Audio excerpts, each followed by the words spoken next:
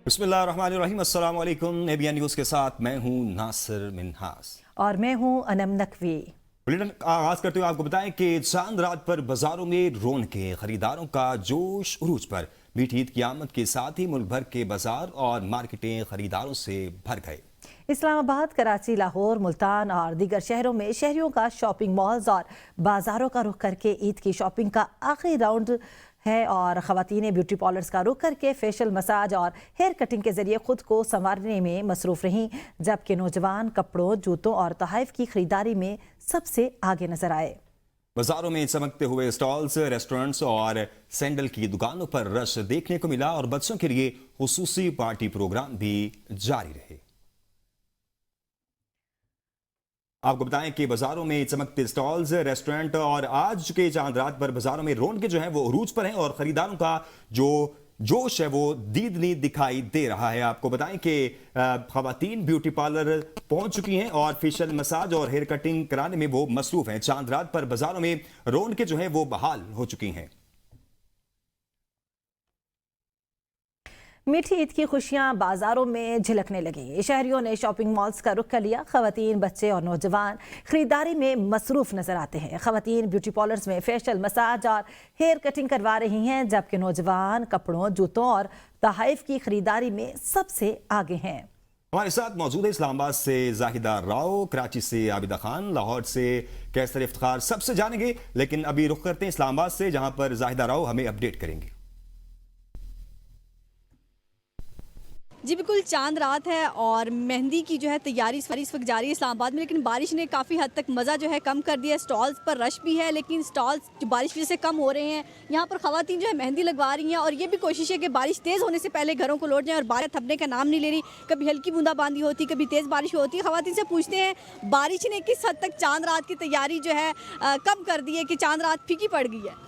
As compare to the previous थोड़ा बहुत फ़र्क हुआ है, लेकिन ऑब्वियस बात है चांद रात है तो लोग भी घर से निकले हुए हैं, हम भी निकले हुए हैं, तो अल्लाह पाक खैर करेगा, कोई मसले वाली बात नहीं। तो आ रहे हैं कस्टमर, आ रहे हैं अभी बारिश की वजह से कम कोई लग रहा है आपको? पहले हमारा जो है थोड़ा रश कम था क्योंकि अफ्तारिश पहले थी, बट अब बारिश भी हो तो पाकिस्तानी अवाम ऐसी है कि हम सब चांद रात इंजॉय करते हैं, और अफ्तारी से बात सही है कि अब रश है। स्टार लगा हुआ हो तो बारिश होती है तो कितनी टेंशन होती है, क्योंकि आप लोगों की सारा जो दारो मदार होता है इस पर होता है। जब आप स्टार्स बंद करने पड़ जाएं तो क्या सिचुएशन हो? मुश्किल तो हमें काफ़ी होती है, वैसे तो ऑब्वियसली बात है, बिल्कुल हमें आसानी होती है, पर यह है कि हम उसको उस तरीके कार से टैकल करते हैं, मैनेज करते हैं और चीज़ को लेकर चलते हैं। तो आपने मेहंदी लगवा ली है?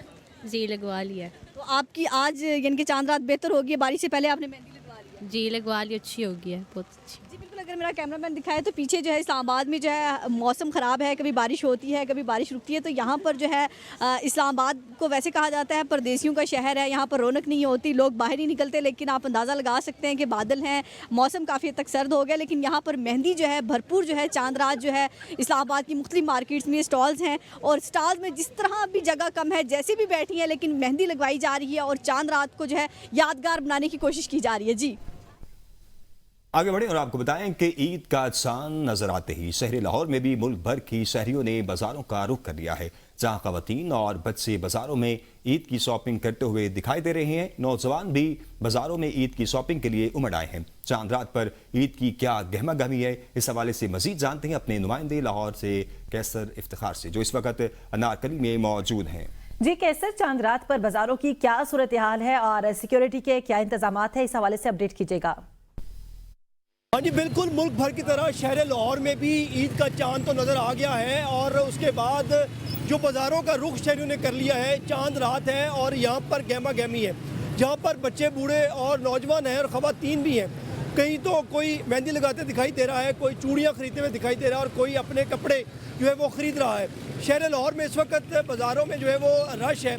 अगर मेरा आपको कैमरामैन दिखा सके तो इस वक्त हम लोग अनारकली बाज़ार में मौजूद है। यहाँ पर आप देख सकते हैं कि इंतज़ामिया की जानिब से बाज़ारों की जो है वो तज़ीनो आराइश भी की गई है, ताकि जो शहरी हैं वो यहाँ पर आके ख़रीदो फ़रोख्त भी कर सकें, और उसके अलावा जो यहाँ पर जो जितने भी बच्चे हैं, ख़वातीन हैं, वो यहाँ पर आकर अपनी जो ईद की तैयारियाँ हैं वो कर सकें। अगर सिक्योरिटी के हवाले से बात की जाए तो शहर लाहौर में लाहौर पुलिस की जानिब से सिक्योरिटी के भी सख्त इंतजाम हैं।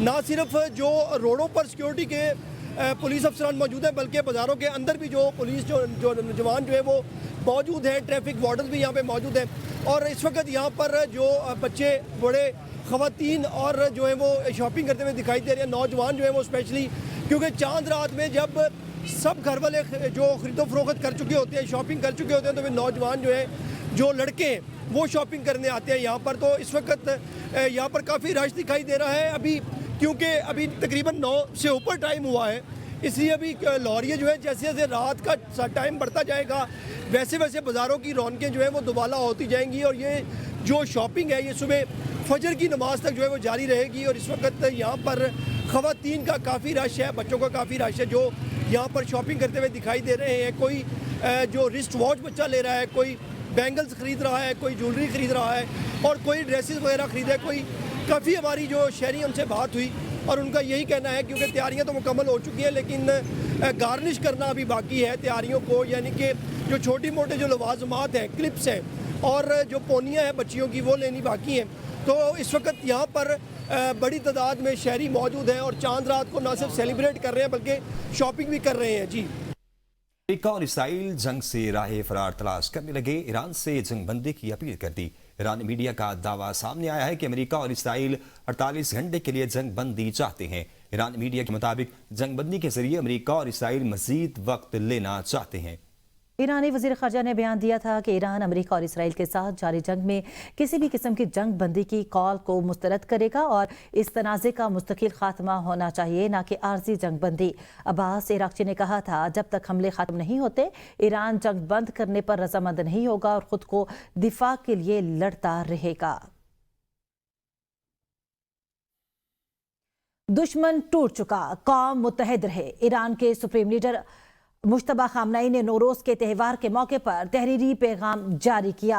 मुश्तबा खामनई ने कहा कि दुश्मन ने कौम में खौफ और मायूसी फैलाने के लिए हमला किया, लेकिन वो अपने मकासद हासिल करने में बुरी तरह नाकाम रहा।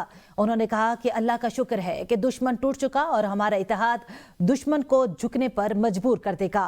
सुप्रीम लीडर ने जंग के दौरान कौम को मुत्तहिद रहने की जरूरत पर जोर दिया और कहा कि ईरानी कौम ने फौजी और सिक्योरिटी नवीयत के 3 बड़े मुकाबलों का बावकार अंदाज में सामना किया। उन्होंने तमाम मुसलमानों को ईद की मुबारकबाद भी दी। ईरान के पड़ोसी ममालिक का जिक्र करते हुए खामनाई ने कहा कि ईरान अपने मशरिकी पड़ोसियों को बहुत करीब से समझता है और ख़ास तौर पर पाकिस्तान को याद करते हुए कहा कि ये मुल्क उनके वालिद का ख़ास पसंदीदा था। उन्होंने पाकिस्तान और अफगानिस्तान के दरमियान बेहतर ताल्लुकात की ज़रूरत पर जोर देते हुए कहा कि ईरान अपनी तरफ से ज़रूरी इक़दामात करने के लिए तैयार है ताकि मुसलमानों के दरमियान तकसीम ख़त्म की जा सके।